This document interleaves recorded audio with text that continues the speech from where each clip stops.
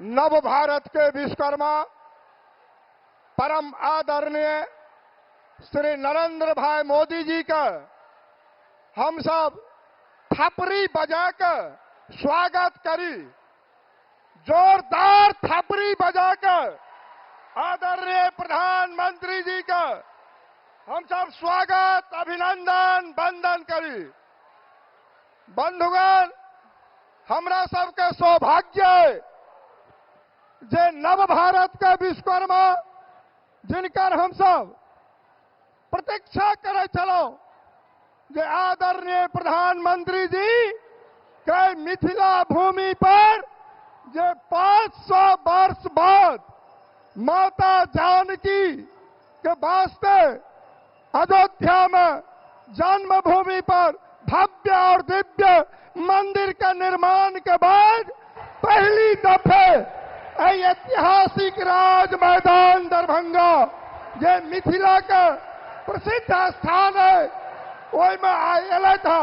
पुनः एक बार थपरी बजाकर जोरदार थपरी से आदरणीय प्रधानमंत्री जी का स्वागत करी, अभिनंदन करी, वंदन करी, चंदन करी।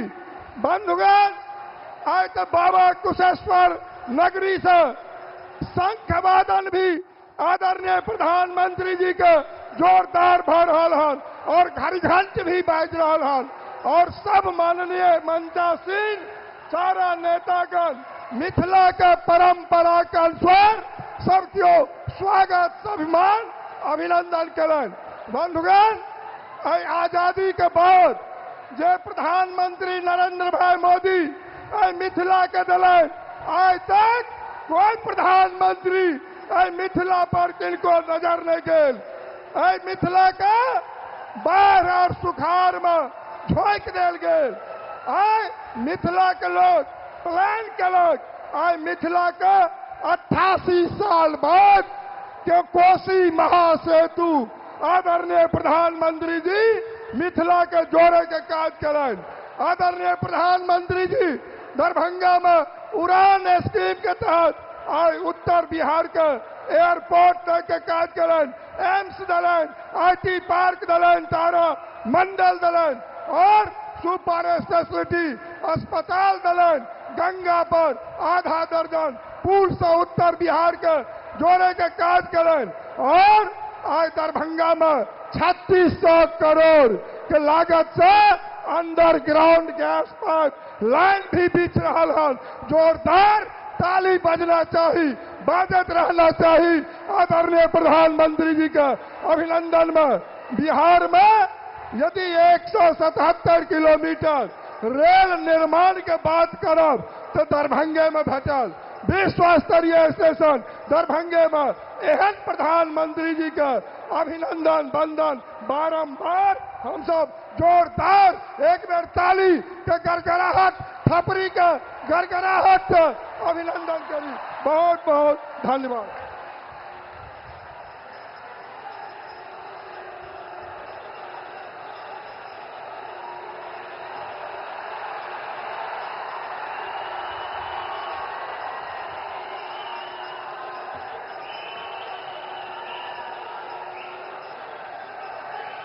राजा जनक, सीता मैया, कविराज विद्यापति के ई पावन मिथिला भूमि के नमन करे छी।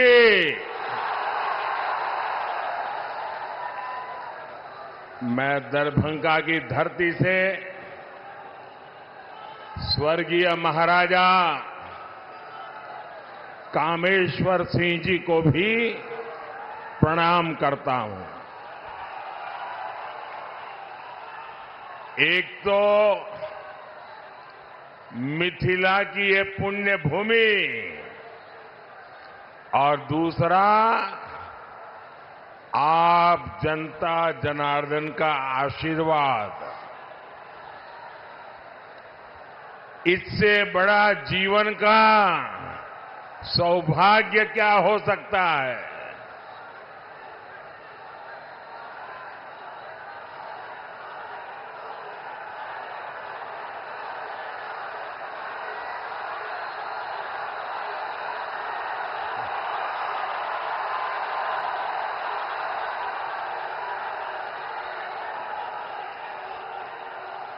आप वो मोदी को कितना नचाओगे?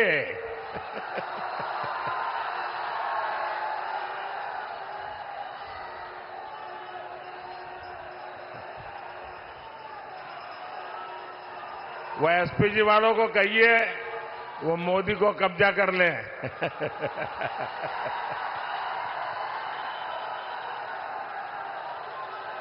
लेकिन बढ़िया बना के लाए हो आप।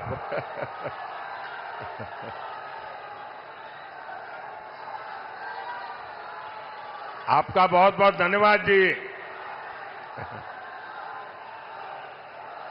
बोलिए भारत माता की, भारत माता की।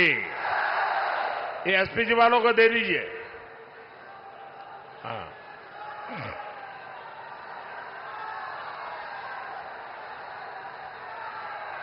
जय श्री राम, जय श्री राम।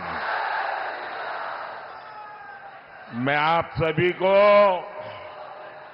अयोध्या में राम मंदिर के निर्माण की बहुत बहुत बधाई देता हूं।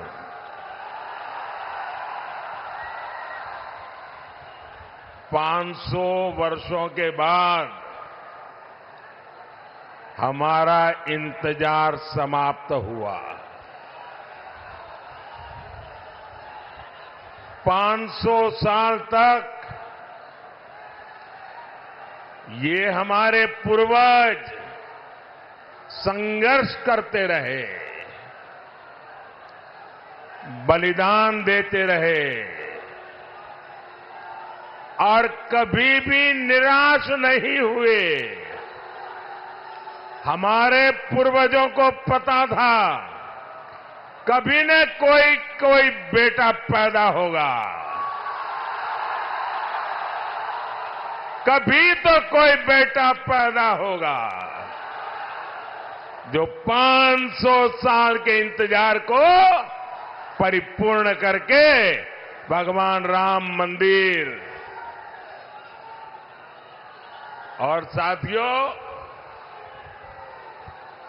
इंतजार सिर्फ राम जी का ही थोड़ा था, सीता मैया का भी तो था और हमारे मिथिला के भी तो था। हम अपने जीवन काल में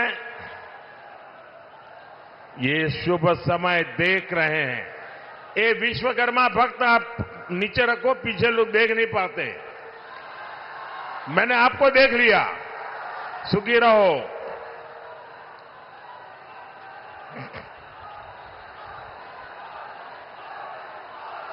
ये शुभ समय, ये हमारे लिए बहुत बड़ी बात है। साथियों, जब अयोध्या में रामलला की प्राण प्रतिष्ठा हो रही थी, तब मैंने कहा था कि अब भारत आने वाले 1000 साल का भविष्य लिखेगा। कई बार इतिहास की एकाध घटना भी कई शताब्दियों का भाग्य तय कर देती है।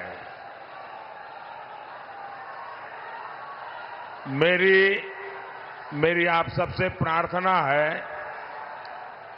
देखिए जगह छोटी पड़ गई है, मैं जानता हूं आपको तकलीफ हो रही है, हो सकता है आप मुझे देख ना पाते हो, लेकिन उसके लिए हमें क्षमा करें। आराम से जहां है वहां खड़े रह करके मुझे सुनिए, और अगर आवाज कम करेंगे तो मुझे बोलने की सुविधा बढ़ेगी। तो आपके आशीर्वाद है, मैं बोलना शुरू करूं? आप शांति रखोगे? आप इतने अच्छे लोग हैं। आज से 1000 साल पहले जब पश्चिम से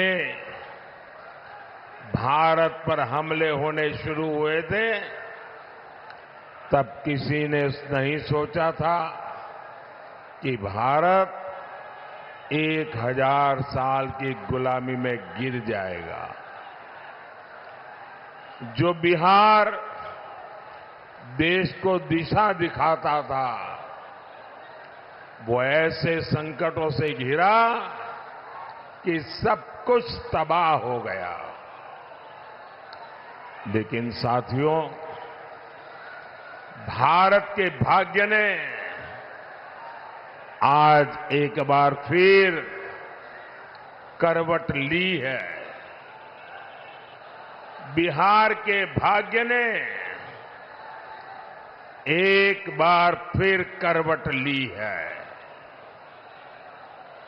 21वीं सदी में ये कालखंड ऐसा आया है जब भारत फिर से अपनी सारी बेड़ियां तोड़कर उठ खड़ा हुआ है। आज भारत की दुनिया में जो साख है ना, वो नई ऊंचाई पर है। आज भारत चांद पर पहुंच गया है, जहां कोई नहीं पहुंचा।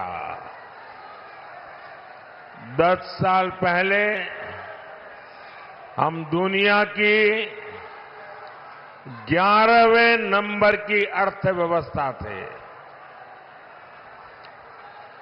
सिर्फ 10 साल में हम दुनिया की 5वें नंबर की अर्थव्यवस्था बन चुके हैं।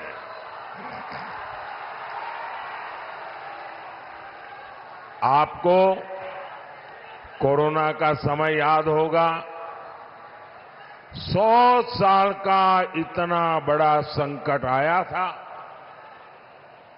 पूरी दुनिया सोचती थी भारत तो गया, भारत तो बर्बाद हो जाएगा, दुनिया भी बर्बाद करेगा। सब सोच रहे थे कि अब क्या होगा। लेकिन उस समय भारत ने दिखाया कि भारत का सामर्थ्य क्या होता है। भारत उस संकट से निकला, दुनिया को भी राह दिखाई। लेकिन साथियों, उस इतने बड़े संकट में बिहार के लोगों के साथ कांग्रेस और इंडी गठबंधन वालों ने जो किया, वो मैं कभी नहीं भूल सकता। दिल्ली में इंडी गठबंधन की सरकार थी, महाराष्ट्र में इंडी गठबंधन की सरकार थी, और इन लोगों ने बिहार के लोगों को उस संकट काल में वहां से साजिश करके भगा दिया, वापस भेज दिया था। मेरे बिहार के नौजवानों को, मेरे बिहार की बेटियों को दिल्ली से इंडी गठबंधन की सरकार वालों ने भगाया था। महाराष्ट्र से इंडी गठबंधन वालों ने, सरकार ने भगाया था। मैं जरा बिहार के नौजवानों को पूछना चाहता हूं, जिन्होंने आपके साथ ये जुल्म किया, क्या उन्हें माफ करेंगे? क्या इस चुनाव में हिसाब चुकता करेंगे कि नहीं करेंगे? बिहार के लोगों को बसों में बिठाया गया और बीच रास्ते छोड़ दिया गया। और आज यही इंडी गठबंधन के लोग आपसे वोट मांगने आ रहे हैं। क्या आप इंडी गठबंधन का इतना बड़ा गुनाह माफ करेंगे क्या?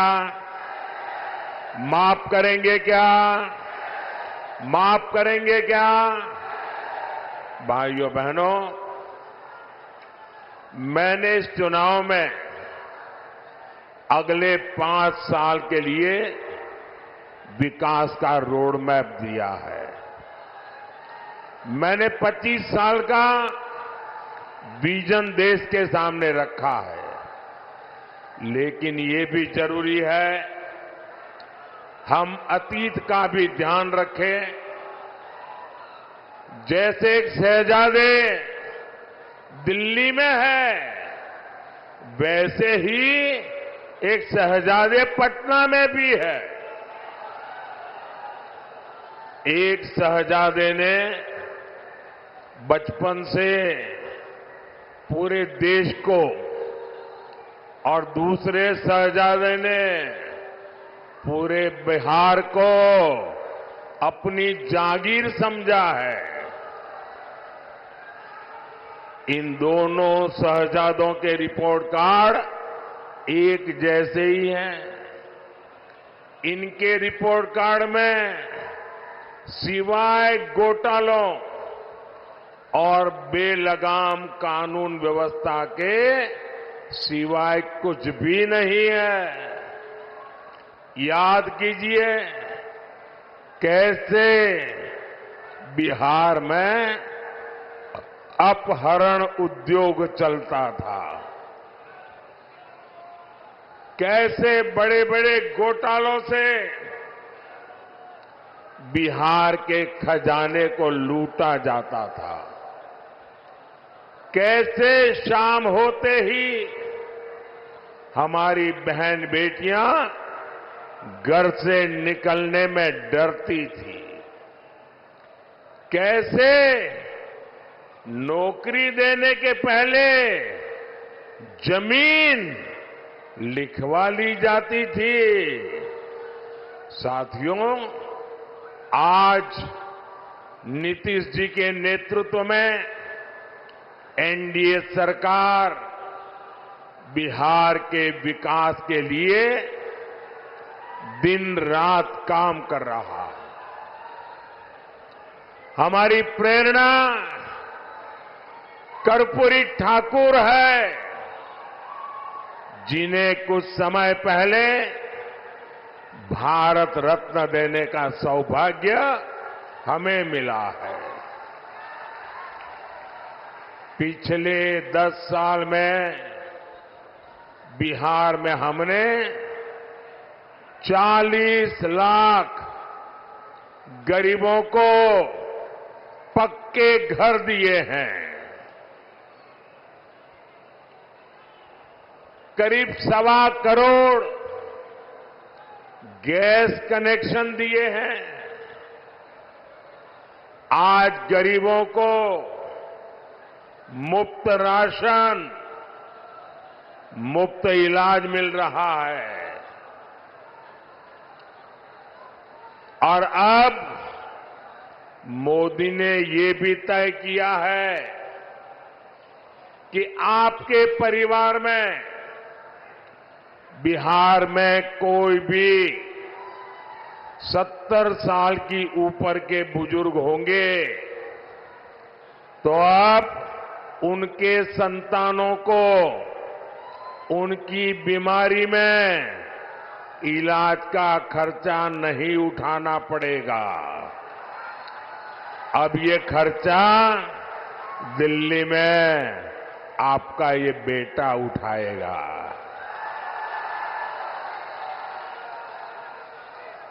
70 साल के ऊपर के हर बुजुर्ग को 5 लाख रुपए तक मुफ्त इलाज मिलेगा। मेरे बिहार के साथियों, मेरे दरभंगा के साथियों, मेरा एक काम करोगे? जरा हाथ ऊपर करके बताइए, करोगे? पक्का करोगे? देखिए, काम करना।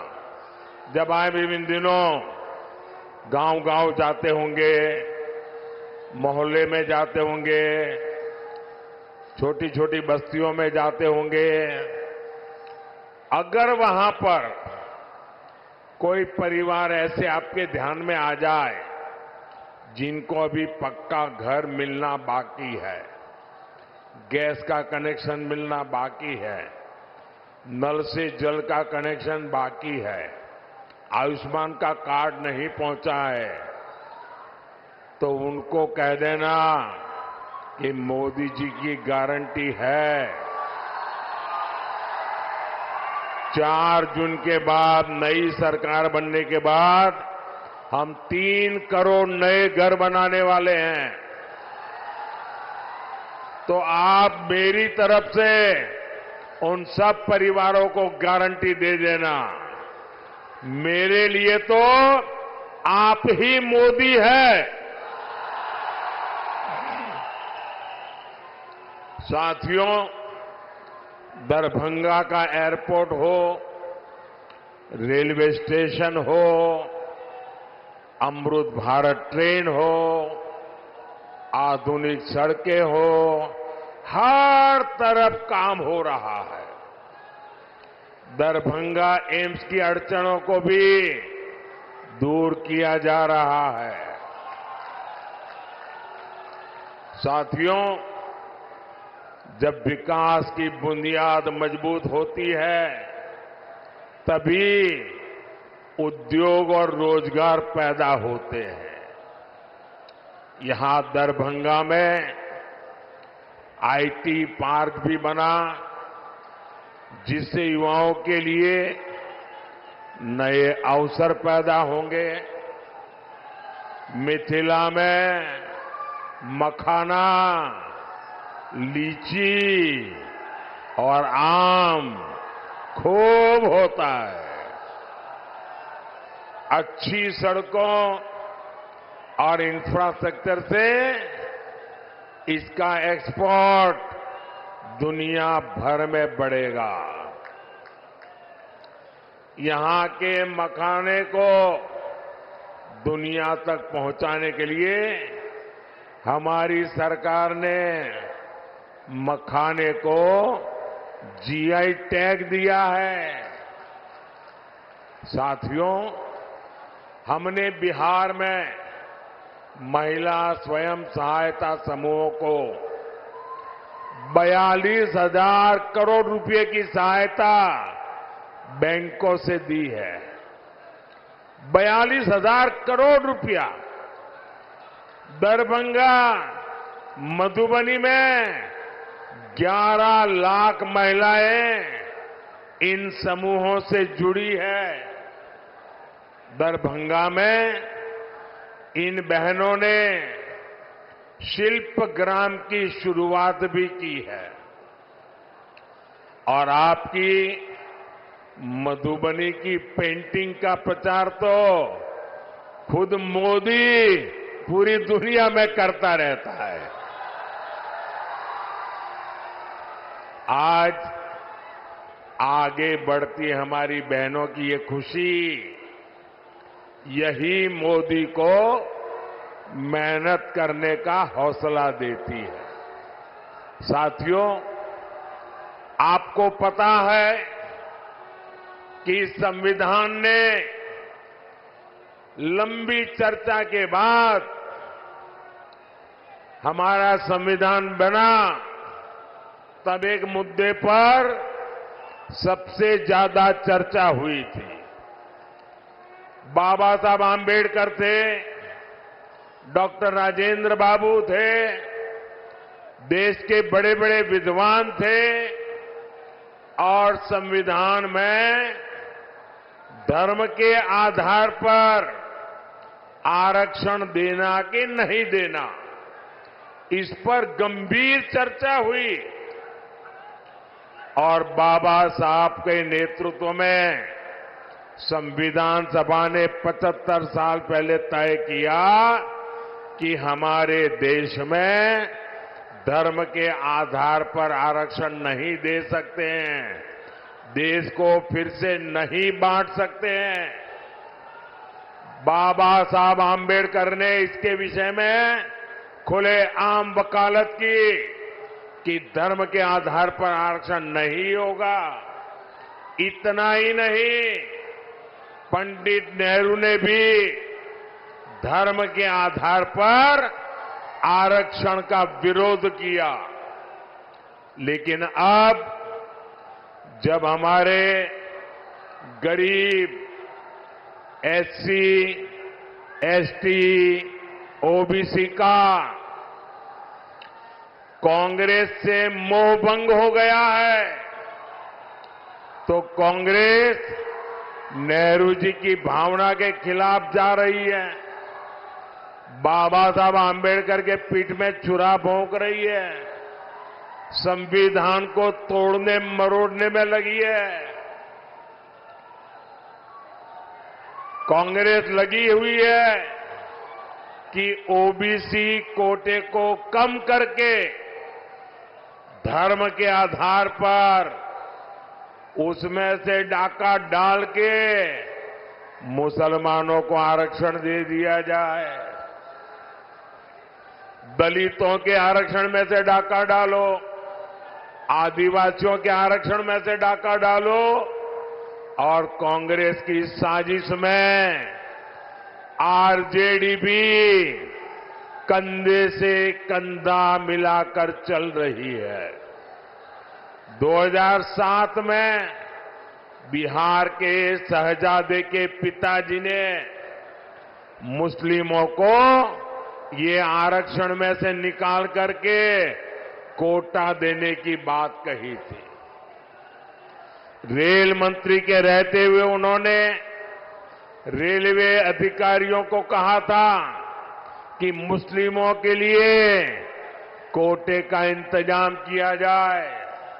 सोचिए, ये एससी, एसटी, ओबीसी का आरक्षण छीनकर को मुस्लिमों को देना चाहते हैं। आप मुझे बताइए, धर्म के आधार पर ओबीसी, एससी, एसटी आरक्षण अगर कटेगा तो यादव, कुर्मी, इन समाज का हक भी बचेगा क्या? सब कुछ खत्म हो जाएगा। पासवान, मुसहर, रविदास, दानुक समाज के हक पर ये डाका डालने में उसकी फिराक में है। साथियों, मैं पिछले 12 दिनों से कांग्रेस को और उनके चट्टों बट्टों को आरक्षण के मुद्दे पर चुनौती दे रहा हूं। मैंने उनसे कहा है, मैंने लिखित में मांगा है कि इंडी गठबंधन धर्म के आधार पर एससी, एसटी, ओबीसी का आरक्षण छीन करके मुसलमानों को नहीं देंगे। धर्म के आधार पर आरक्षण के लिए संविधान के साथ खिलवाड़ नहीं करेंगे, लेकिन इनके पेट में पाप है। 12 दिन से मैं मांग कर रहा हूं, ये चुप बैठे हैं। साथियों, मैं आपको विश्वास दिलाता हूं,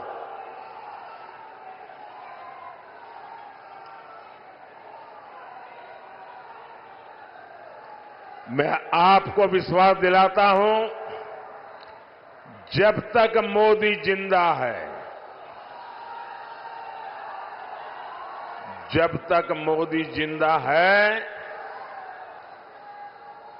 एससी, एसटी, ओबीसी के आरक्षण पर कभी भी मैं खिलवाड़ नहीं करने दूंगा। साथियों, मैंने जब से कांग्रेस आरजेडी के इरादों को बेनकाब किया है तो ये लोग बौखला गए हैं।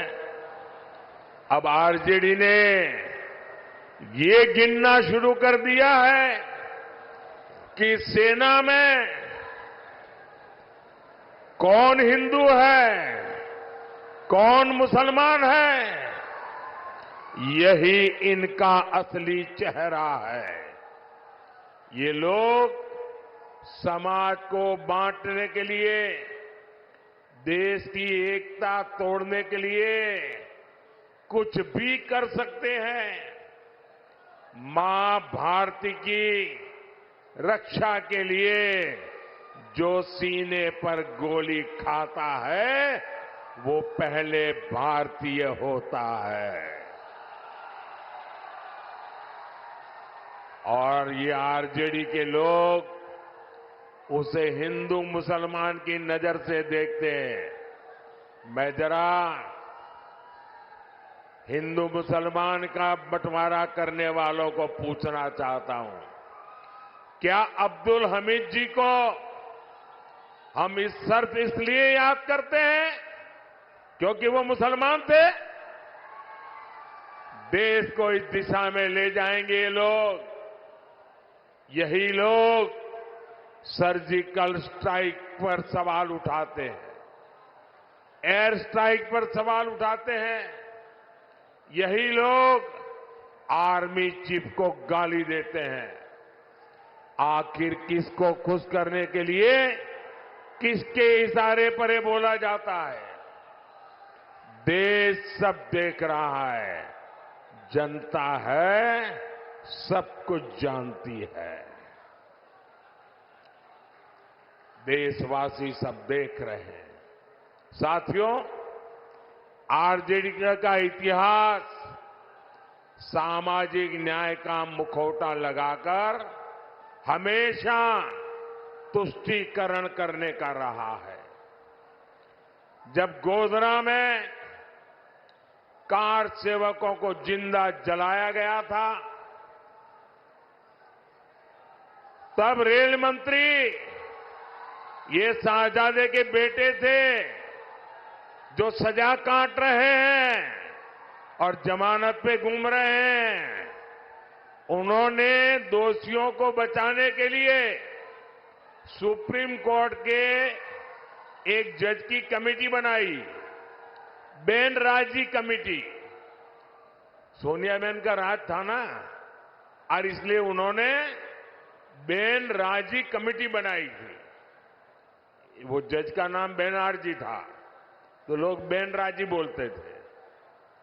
और उससे ऐसा रिपोर्ट लिखवाया कि 60 कार सेवकों को जलाने वाले निर्दोष छूट जाए। लेकिन ये रेल मंत्री जो अभी जेल में जिंदगी गुजारने के लिए मजबूर है, जमानत पे घूम रहे हैं, अदालत ने उनके इस रिपोर्ट को कूड़े कचरे में फेंक दिया और उन सबको सजा सुनाई। फांसी तक की सजा हो गई। पूरी दुनिया को पता था कि कार सेवकों को जिंदा जलाया गया था, लेकिन तब फर्जी जांच रिपोर्ट बनवाकर कार सेवकों पर ही दोष मढ़ने की साजिश रची गई थी। यही इनका इतिहास है, यही इनकी सच्चाई है। साथियों, हमें बिहार को लालटेन के दौर में वापिस नहीं जाने देना है। अभी आपको पता होगा, ये शहजादे दिल्ली वाले एक नई बात लेके आए हैं। आप मुझे बताइए भाइयों बहनों, हमारे परिवार में जो माता पिता होते हैं वो मेहनत करके कुछ न कुछ बचत करते हैं कि नहीं करते हैं? कुछ न कुछ बचाते हैं। उनके मन में रहता है कि एक छोटा सा घर बना दो, बच्चों को काम आ जाएगा। एक छोटी सी गाड़ी ला दो, बच्चों को काम आएगी। खेत खरीद के रखो, बच्चों को काम आएगा। हर माँ बाप के मन में ये इच्छा रहती है कि वो अपने मरने के बाद बच्चों को कुछ न कुछ देकर के जाए। हर माँ बाप की इच्छा रहती है। अब ये कांग्रेस ऐसा कानून बनाना चाहती है कि दिल्ली में उनकी सरकार बनेगी तो आपके माँ बाप ने जो कमाया है वो अब आपको नहीं मिलेगा। आपके पिताजी अपना 10 एकड़ का खेत होगा तो आपको नहीं दे पाएंगे। 2 घर है तो नहीं दे पाएंगे। आधा ये इनकी सरकार छीन लेगी। 55% विरासत पर टैक्स लगाने का ये फतवा लेकर के आना चाहते हैं। क्या आपकी मेहनत की कमाई किसी सरकार को लूटने देंगे? किसी सरकार को लूटने देंगे? ये कांग्रेस वालों को लूटने देंगे? ये आरजेडी वालों को लूटने देंगे? और इसलिए भाइयों बहनों, आपका भविष्य बचाने के लिए, आपके बच्चों का भविष्य बनाने के लिए 7 मई को झंझारपुर में जेडीयू से प्रत्याशी श्री रामप्रीत मंडल जी आए हैं। 13 मई को दरभंगा में बीजेपी से श्री गोपाल ठाकुर जी और समस्तीपुर से एलजेपी की हमारी बेटी श्रीमती सांभवी चौधरी जी, पूरे हिंदुस्तान की सबसे छोटी उम्र की बेटी चुनाव लड़ रही है। आप सब आशीर्वाद दीजिए। ये हमारी बेटी तो जीतनी ही चाहिए। 20 मई को मधुबनी में बीजेपी के श्री अशोक कुमार यादव जी को, ये हमारे इन सभी साथियों को भारी संख्या में वोट दीजिए। और जब आप उनको वोट देंगे ना तो ये वोट सीधा सीधा मोदी के खाते में जाएगा। मोदी को मजबूती मिलेगी और मोदी मजबूती से आपकी 5 साल और सेवा करेगा। तो घर घर जाएंगे, ज्यादा से ज्यादा मतदान करवाएंगे। पहले मतदान फिर जलपान, ये पक्का करेंगे। अच्छा, मेरा एक काम करेंगे, जरा हाथ ऊपर करके बताइए, करेंगे? मेरा काम करेंगे। यहां से जाने के बाद हर घर जाना, घर घर जाकर के कहना कि अपने मोदी जी दरभंगा आए थे और मोदी जी ने आपको प्रणाम कहा है। मेरा प्रणाम पहुंचाएंगे, घर घर मेरा प्रणाम पहुंचाएंगे। बोलिए भारत माता की, भारत माता की, भारत माता की। बहुत बहुत धन्यवाद।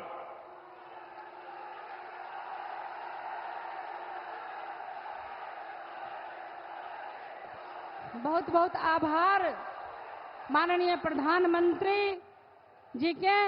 आई मिथिला का पावन भूमि पर, जनक नंदिनी मां सीता का भूमि पर बहुत बहुत आभार।